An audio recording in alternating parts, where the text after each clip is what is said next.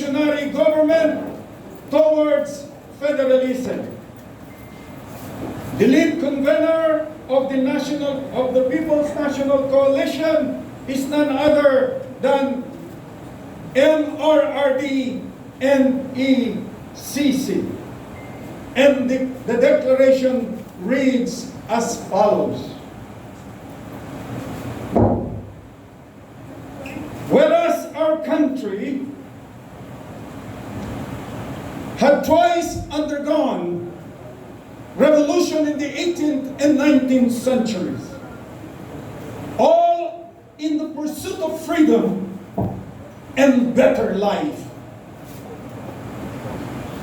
And our people triumphantly succeeded.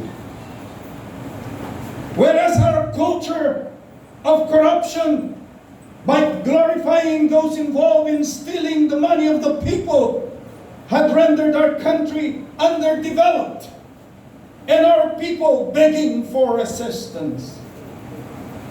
Our culture of indecision and inaction without grease has eroded our justice system to the highest level. Our culture of colonial mentality has compromised our independence and sovereignty. Our political culture of buying votes, pagbili ng boto, our politics of money and patronage, not politics of ideas and performance, have eroded our democratic principles and moral values. Our culture of giggling and laughing at the misfortune of others makes us godless. Our culture of independence with others make us slaves of others. Our culture of indifference over the mistake and wrongdoings of others make us mere onlookers on our moral degradation. And all this must go and must end. Whereas President Rodrigo Roa Duterte, we all believe is a man of honesty and integrity. His amount of political will is tremendous, which cannot be swayed by friendship and political patronage. His vision for our country is greatness and good life for everyone.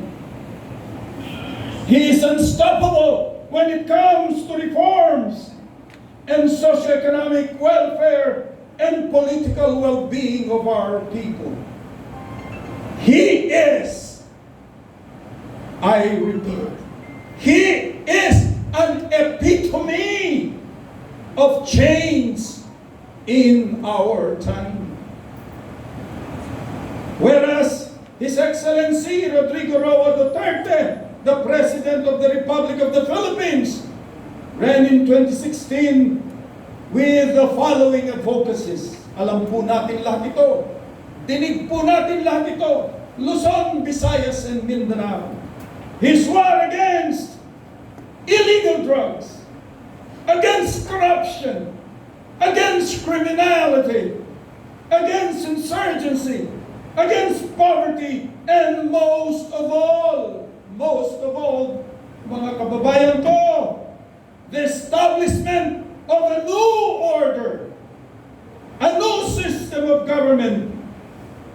His very battle cry, Federalismo! Federalism! RevGov na! Whereas in 2015, illegal drug has already infected almost all of the 42,000 barangays in the entire archipelago, close to rendering our country a narco state. And the victims are unfortunately the Filipino youth. the hope of the fatherland, as declared by Jose Rizal, our national hero.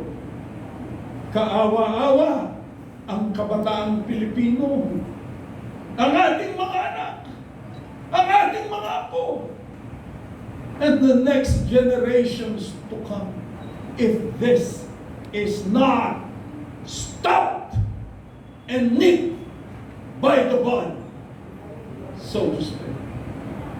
Whereas the president, on the day he assumed office, waged his war against illegal drugs. And today the government has cleared 15,000 plus barangays, more or less a drug-free barangay, leaving 27,000 barangays, more or less, that are still struggling against this social menace, which gradually destroys the future of the Filipino youth, as I've said earlier.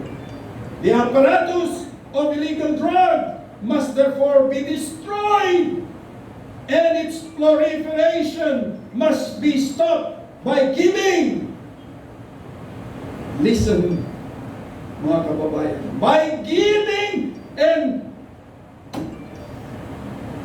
endowing to the president extraordinary power through a revolutionary government. RevGov na! Whereas the president, in his incessant desire to make our country corruption-free, has severed the services of erring members of the cabinet, undersecretaries, assistant secretaries, commissioners, head of offices and agencies, staff and regional directors, including men and women in uniform. But the culture of corruption continues and still persists in the government service. The president, no less, admitted that corruption in government is left and right, quote and unquote. Whereas we are losing hundreds of billions of pesos due to corruption, affecting, as it does, the delivery of basic services of our people, most particularly the poor, whom we have to render service to the utmost. Galit po ang ating Pangulo sa kulturang ito. Aniya, kaawa-awa naman ang ating maralitang Pilipino, ang ating mga kabataan, mga manggagawa, mga magsasaka, mga mangingisda, at mga may kapansanan na dahil sa katiwalaan or corruption in government ay nagkukulang ng serbisyo ang mga benepisyo para sa kanila. Tulungan po natin ang ating mahal na Pangulo na mabuksa ng buo ang sulirating ito via extraordinary power. RevGov na! Whereas in 2015, our country ranked, listen to this, ranked 115 among the 180 countries based on the annual Corruption Perception Index of Global Anti-Corrupt Watchdog Transparency International. The same organization reported in 2019. Medyo nag-improve. Our country ranked 113 as less corrupt country or nation out of the 180 countries. This reduction is due to the intense and ironclad campaign of President Duterte, which must be sustained through a revolutionary government. RevGov na! Whereas the crime incidence is down by 76, by 2.91% in 2019. Earlier, it was 14% all over the country. This is due to the relentless law enforcement campaign of the government that ensures the safety and security of our people. Para makatulog naman tayo ng mahimbing sa gabi. The coronavirus quarantine protocol has contributed a lot in the decrease